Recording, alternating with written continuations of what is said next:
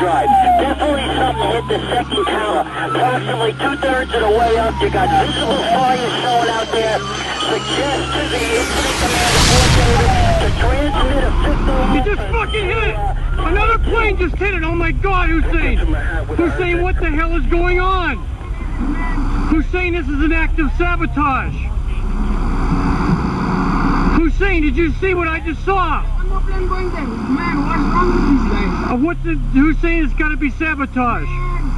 Hussein, it's got to be sabotage.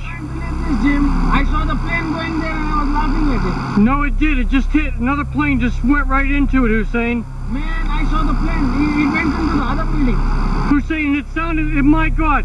Hussein, this is a terrorist act. You know that, don't you? I just thought, look at the guy who... Hussein, I'll tell you what, Hussein, we're probably going to be there's going to be other targets all over the country today. We're being attacked, my friends. This is it. Coming in or out? Huh? In or out? I'm leaving. You out of here? Where are you guys from? St. Louis, Missouri. I remember that day like anyone. I heard the news on my radio. My mother called and said your brother's son is somewhere in the city and we just don't know. So I drove like hell back to Jersey to pick up my dad and strike out to find my brother who we still had not heard from. Then we headed up Highway 109. Well, we got as far as Hoboken and we saw that skyline smoking. Then a call came through on my mobile phone. I said, hey brother, we're coming to take you home.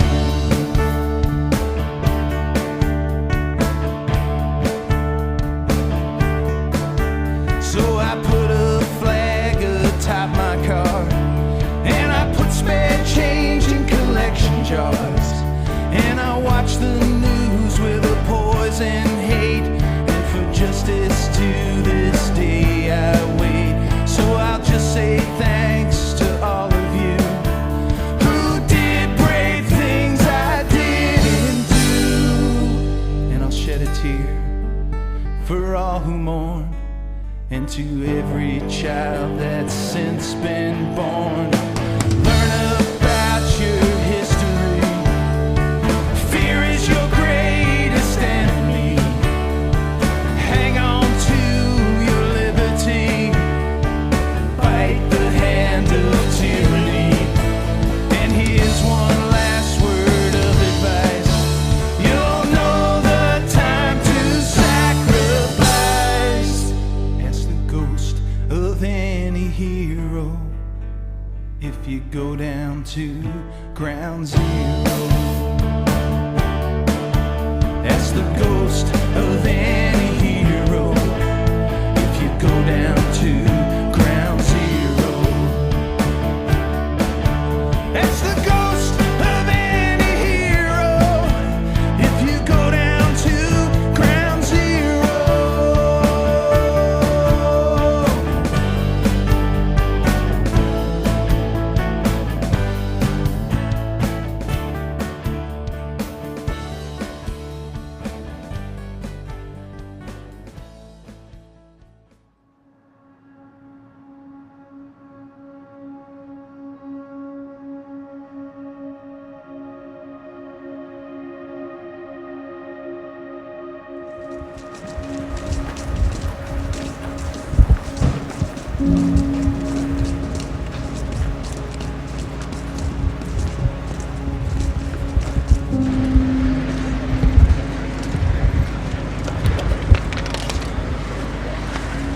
Okay, you get something to eat?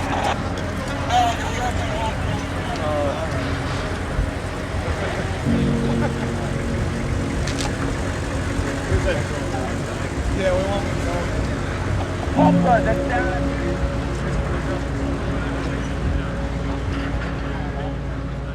The September 11th attacks on the World Trade Center elicited a large response of local emergency and rescue personnel to assist in the evacuation of the two towers, resulting in a large loss of the same personnel when the towers collapsed.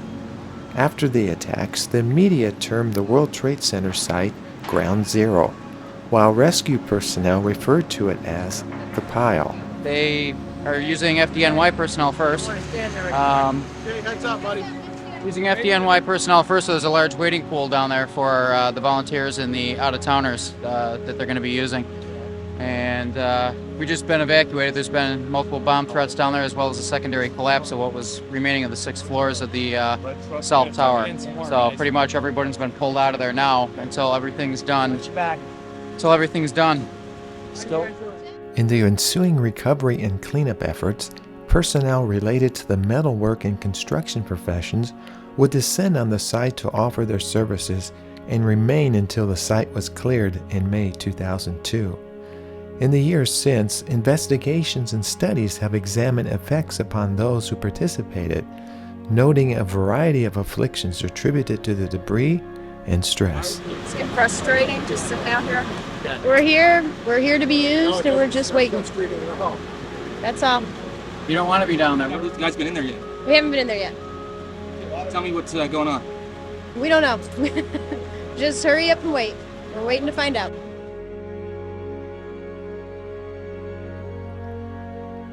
On the day following the attacks, 11 people were rescued from the rubble, including 6 firefighters and 3 police officers.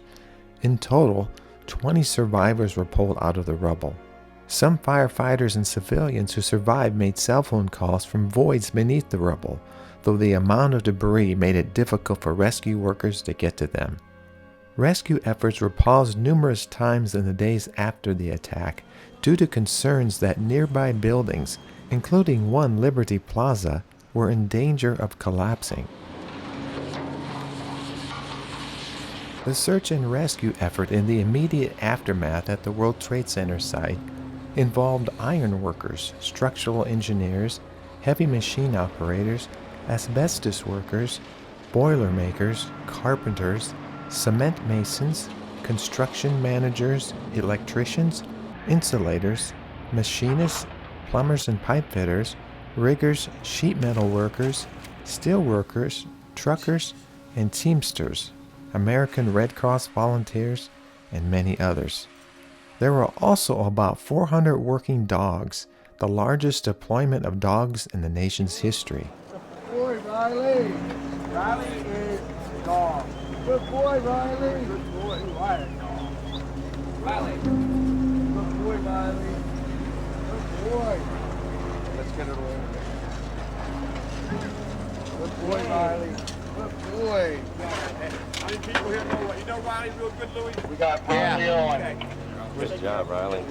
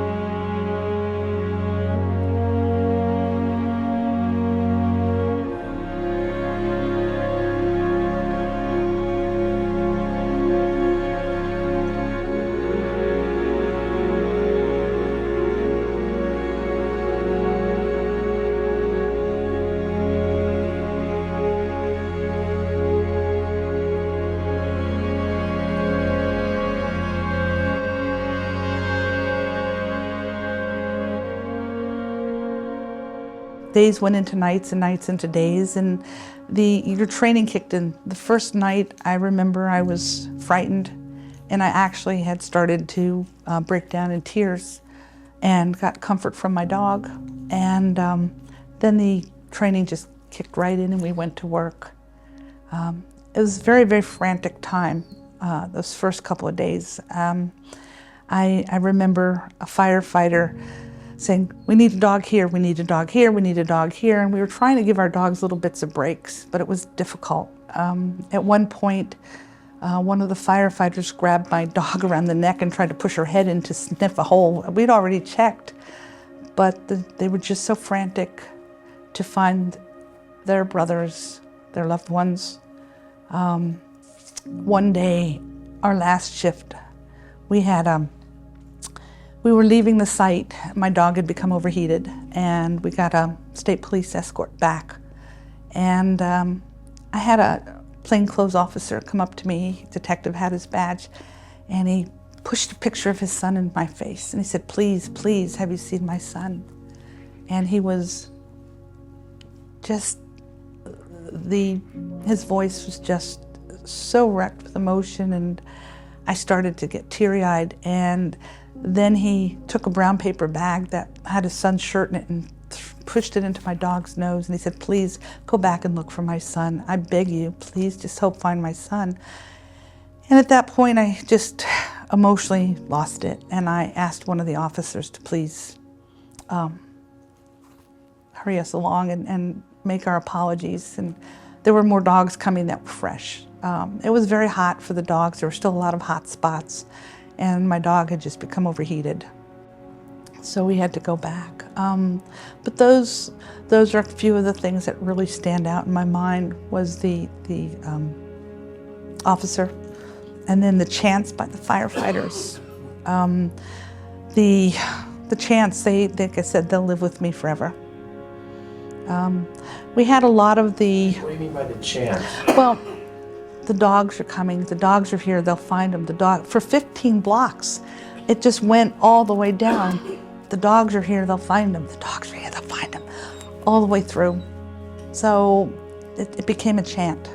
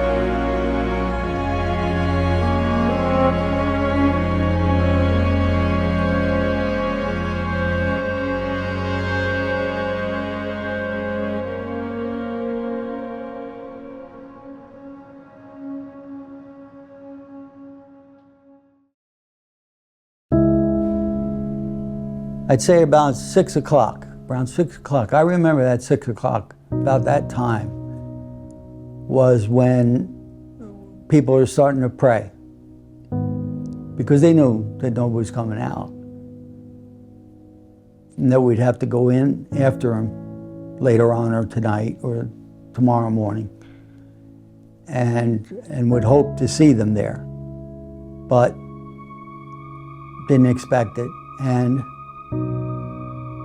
it was just like everybody's praying, and there was nothing he could do about it. I think that was a very hard time for people. The realization had set in at around 6, 7 o'clock for most officers and firemen and people there on the first day. Is this what you expected to find when you guys came in? No. I had no idea really what to expect, but it's just hard to believe something like this actually happened. Looks like a war zone, doesn't it? I don't have a lot of experience in war zones, but yes, what I would describe it as a war zone. Heartbreaking. Heartbreaking, it's unbelievable that this could have happened.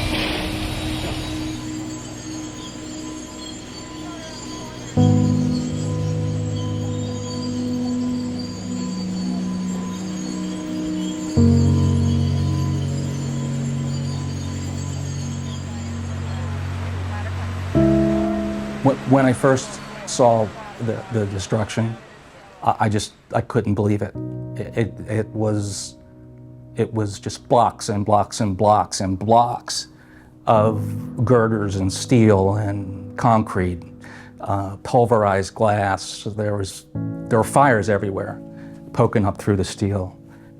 The smoke was so thick with not only toxic smoke but glass particulate, and it would actually shine as it was floating by. And at that point, we didn't have masks. It was still kind of early. You know, we started to work, and the feeling was that we're like ants, you know, showing up on this mountain, and very little equipment to start with. I mean, hand, and buckets. And what can we do here? What are we going to do? How are we going to even make a difference? And we just started to get to work right away, digging. You could dig only so far, and then you'd hit steel, and you'd have to wait for the iron workers to come and cut. You know, we were allowed in stages. You know, you weren't able to go on your own. You worked as a unit, you were assigned to this spot, and that's it. And you dug till you found something or someone. And then you take a break, and then you go back and do it again. And that's it, you know. Not much more you can say. Was there always that hope that you might find a survivor? In my mind, no.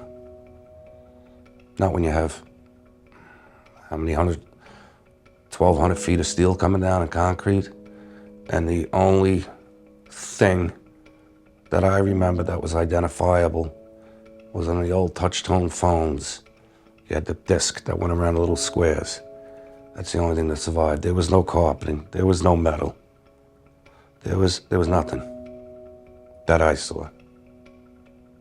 It was all obliterated, and the silence was overwhelming. You heard no more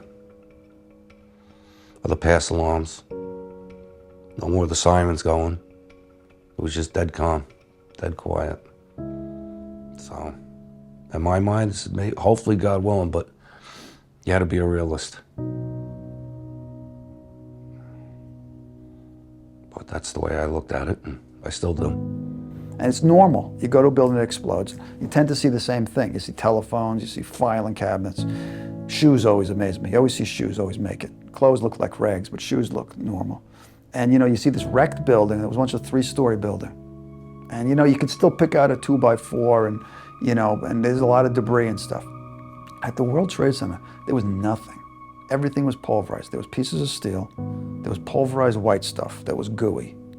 And the way you found stuff is you picked your hands through it and you smelt it to see if it smelled like rotten meat. And if it did, you'd put it in a red bag and you'd send it to get checked, to get DNA checked, you know, to see if it was somebody or not. And where I wasn't pulling out legs or anything like that. I was picking out parts of goo that was surrounded with like white chalk. There was nothing there. There was no telephones, which always survive. There was no desks. There was no glass. Everything was pulverized. It was strange. It's hard to explain to people what it actually looked like. And there was just piles of it, and mounds of it, and acres of it, and depth. Yeah. The pile was the term coined by the rescue workers to describe the 1.8 million tons of wreckage left from the collapse of the World Trade Center.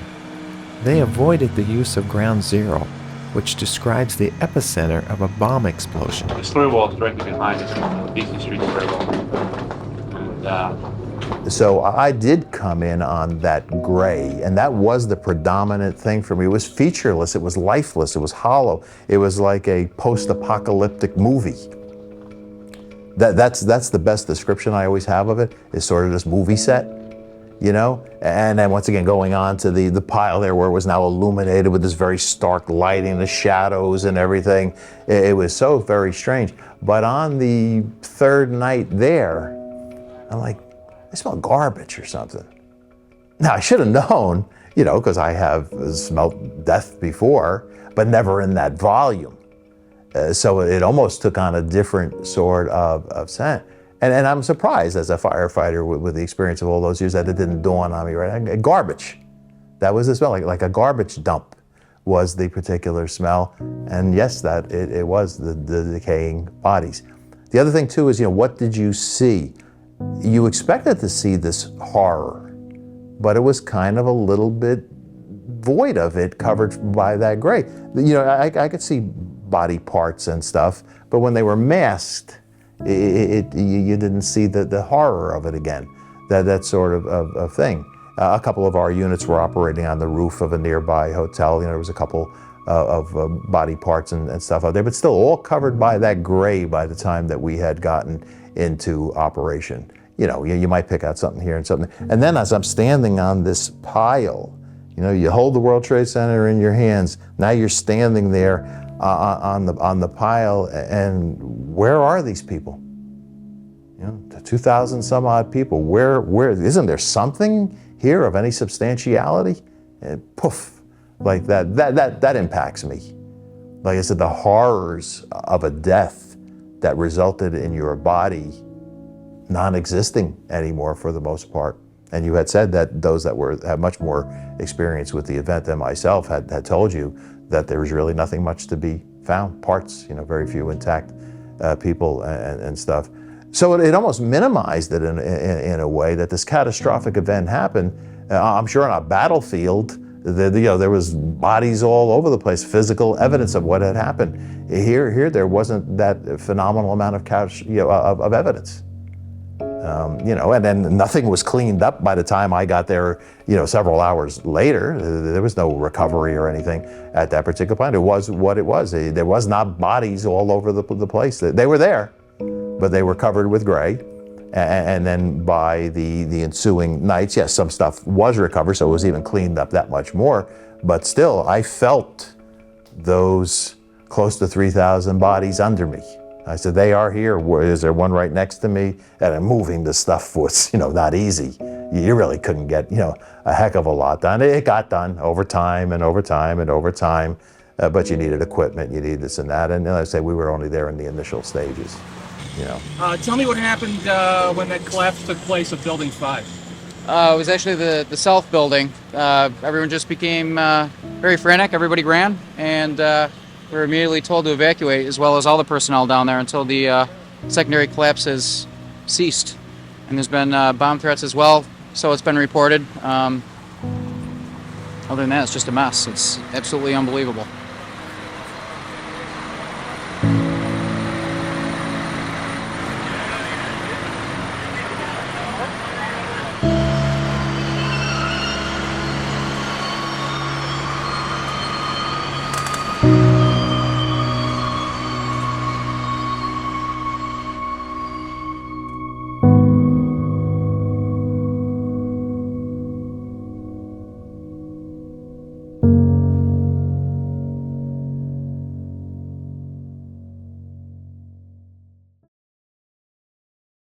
There were two tiers of rescue workers there.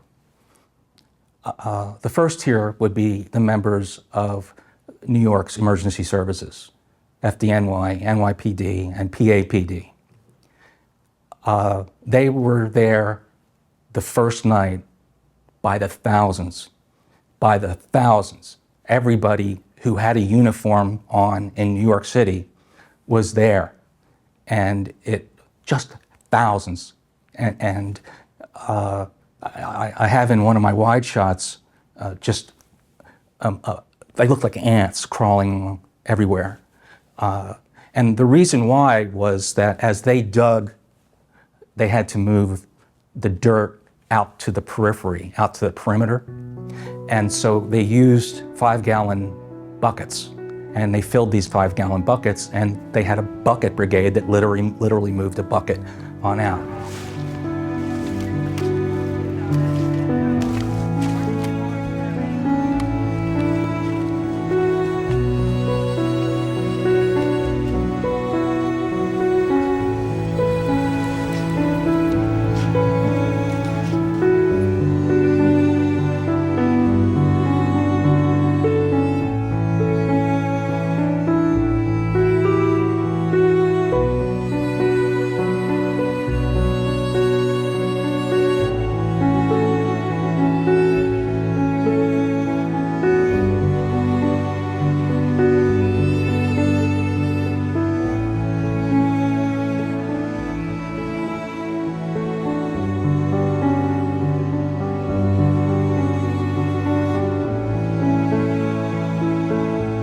Iron workers helped cut up the steel beams into more manageable sizes for removal. Much of the debris was hauled off to the Fresh Kills landfill on Staten Island, where it was further searched and sorted.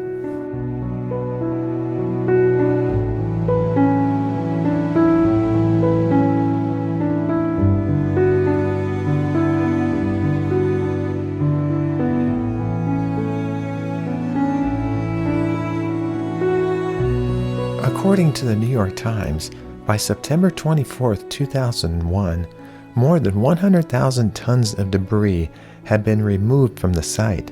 Some structural engineers have criticized the decision to recycle the steel from the buildings before it could be analyzed as part of the post-collapse investigation. Betty looks sad right now, don't you? I guess they really understand it, huh? No. Ready to go to work. Yeah. In the hours immediately after the attacks on the World Trade Center, 3 firefighters raised an American flag over the rubble. The flag was taken from a yacht, and the moment, which was captured on a well-known photograph, evoked comparisons to the iconic Iwo Jima photograph.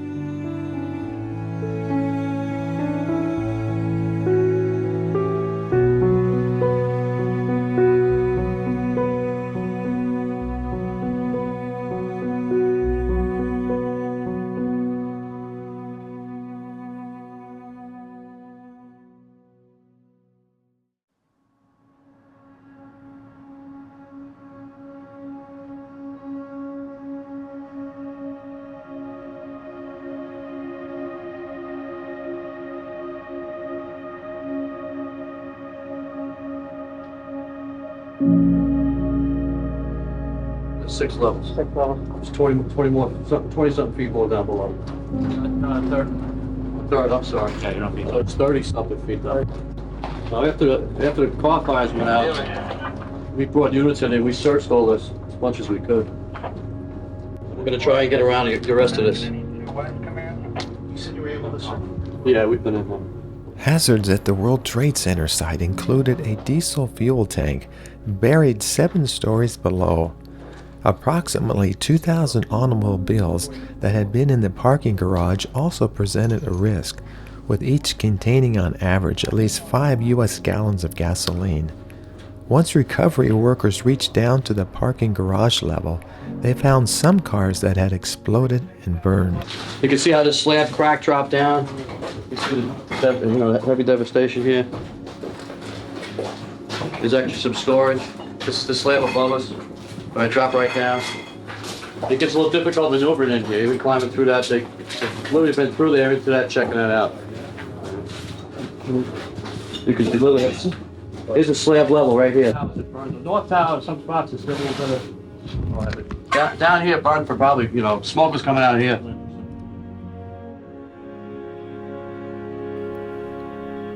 At some point, rescue workers realized that they were not going to find any more survivors.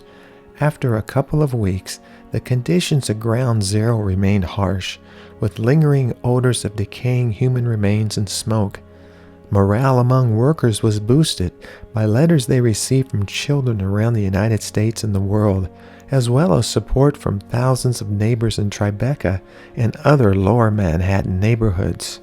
You could tell on their faces that it was already a lost cause, that they were just doing a body recovery because they understood that the likelihood of surviving a calamity like that was very, very low.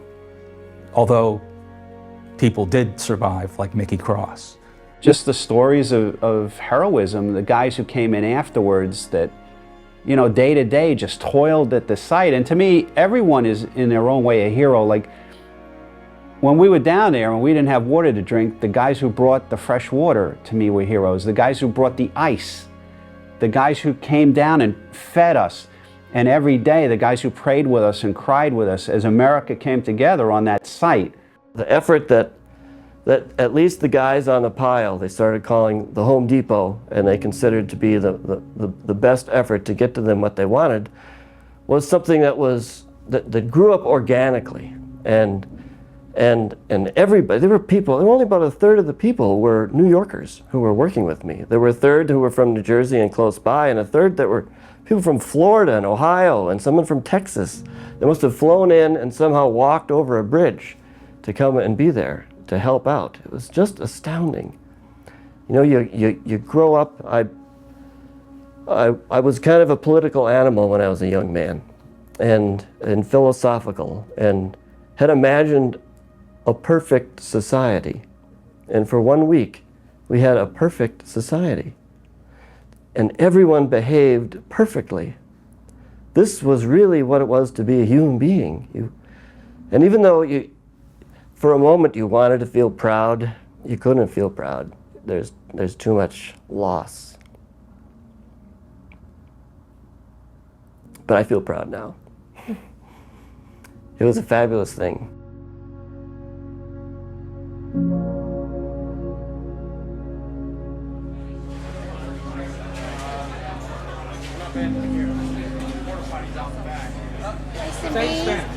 Arroz con gandules, pollo frito, ensalada, ensalada de macaroni, de papa, un poquito de todo.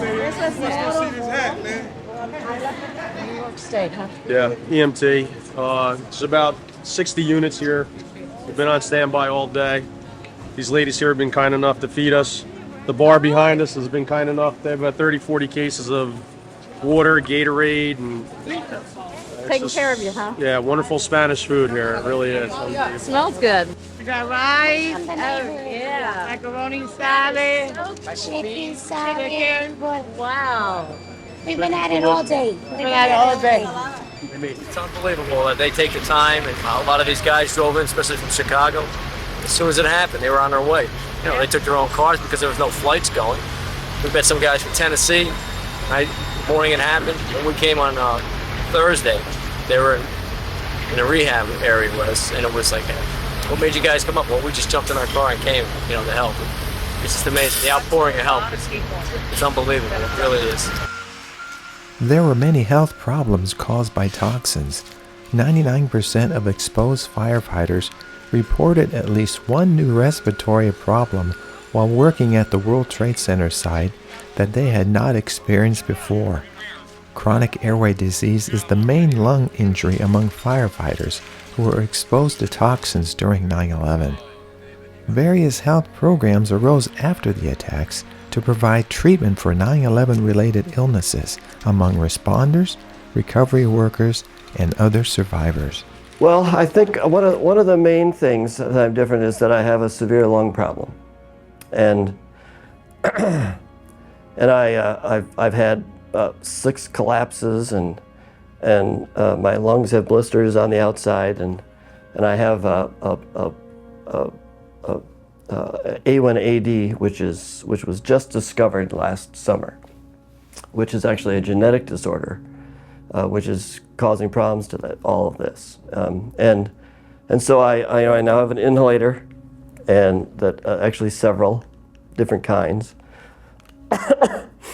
and it's changed my life completely. I really can't cry anymore. If I cry, it takes about 5 minutes, and it feels as if I have pneumonia. The things swell up really fast, and it doesn't clean out. And started feeling like, oh, this isn't right. Something's not right. And it was as if my lung was a two sides were a plunger, and it just went like that. And I could hardly breathe, and I thought I was going to have to call 911. So I have to keep myself from crying. I would be crying now otherwise. I have to learn how to take deep breaths. Even now with this, it's like there's a softball in my left side. I have to be careful. For us, we arrived, we did our job, we tried to do it for as long as we could. Our health has suffered greatly from the exposures, and I could feel it while I was down there, you know, just whatever's clogging my lungs, but you think that you're Superman and it's gonna take care of itself, but you know, most of the guys are getting worse. I have lung problems from this, and I knew it right away. I knew it within days, if not a week, that I had a problem walking up a flight of stairs or down the corner, and I couldn't breathe. And I knew I knew something was going on, and most guys didn't do anything about it for a while. I continued full duty. I continued working at the site. After that, I did a few tours on the pile, as they called it, and then I was taken off that, and I was put on accompanying widows and families to the site on one of the fireboats. I did that for a while, a short time. And the funny thing about the pile is, and I told people this in my town, they were like, "What's it like down there?" And again, you get back to the scale of things, the scale of the trade centers, and the scale of that whole site. And people don't realize how big it is, how really big it is, and how if you're like picking on the pile, it's like picking a pebble at like Jones Beach and then moving it and looking for another pebble and thinking like you got this whole thing. The scale is enormous. Before all this happened and I ended up going out of work on April 16th, 2004, that was the end of my career. Before that, from 2001 to 2004, my health started deteriorating. I had a major asthma attack on April 16, 2004, which ended my career. Those of us who were down there, as the shit was hitting the fan and being part of the cavalry, most of us don't talk about it. And if we talk about it, it's privately, one-on-one. We're not saying, oh, I was down there on this time or down there at that time. It's not a badge. I wish I could forget that day and go back to September 10th, where I just returned from a vacation. I'll never get back my health. We're the working dead. We know we have been given a death sentence. Over 250,000 carcinogens we inhaled. A carcinogen and a carcinogen makes death. So we know our time's limited. If I make it to 60, I'll be lucky. I'm 47 now. I'm not going to see the age my grandmother or my great-grandmother saw, 100. And I know that. And it's a painful death. Painful, painful death when you can't breathe and your muscles are hurting and your joints are hurting and you can't walk and you can't breathe. It's a horrible, horrible way to end your life.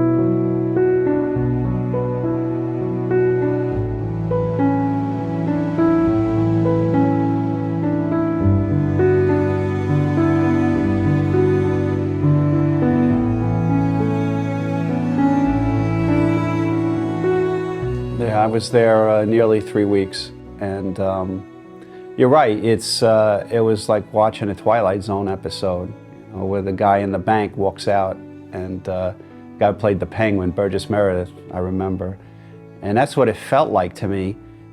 You know, remember I grew up here. You know, I hung out there with my kids. You know, I had friends who worked in there. There were some unusual things that took place at Ground Zero.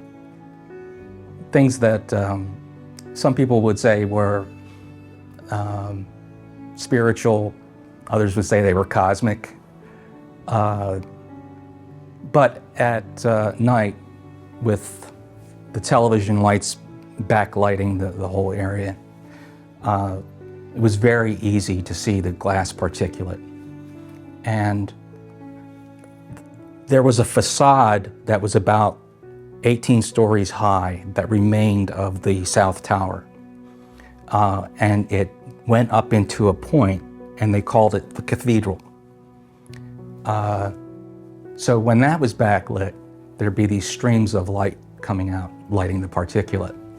And to the person, people would say, no, those are the souls going to heaven. And I shot it. I thought, it won't come out on video. I won't get that feeling on video, but it is. You can easily get that idea. It was the shot to get. Every time I saw it, I'd shoot it.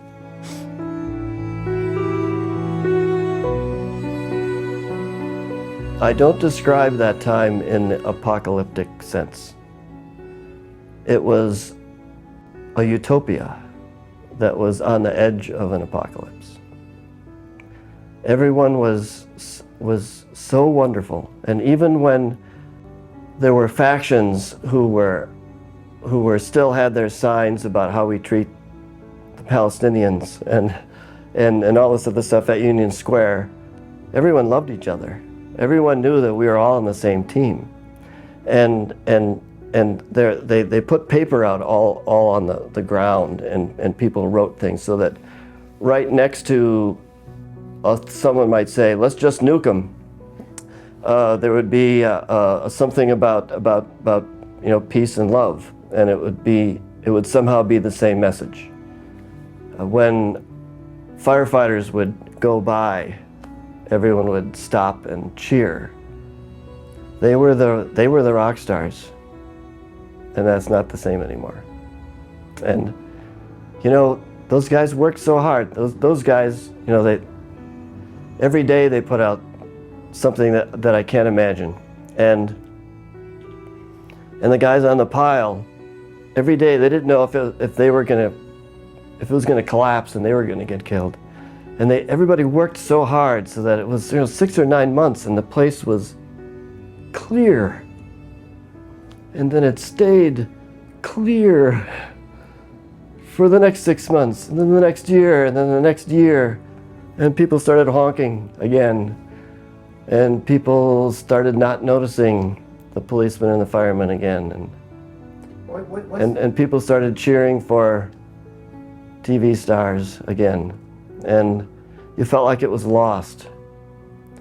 But it's not all lost.